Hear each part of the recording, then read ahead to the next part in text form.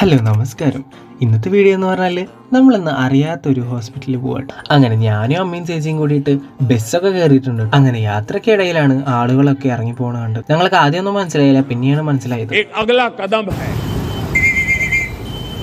അതെന്താണെന്നല്ലേ, അത് നമ്മുടെ കൊച്ചു കേരളത്തിൽ പ്രധാനമന്ത്രി വരണതിൻ്റെയാണ്. സത്യം പറയാലോ, പണി കിട്ടിയ പറഞ്ഞാൽ ഇതാണ് പണി കിട്ടുക. ഒന്നാമത്തെ സ്ഥലം പോലും അറിയാത്ത ഞങ്ങൾക്ക് ഒരു ഊഹാഭാവം വെച്ചിട്ടാണ് പോകാൻ പോയത്.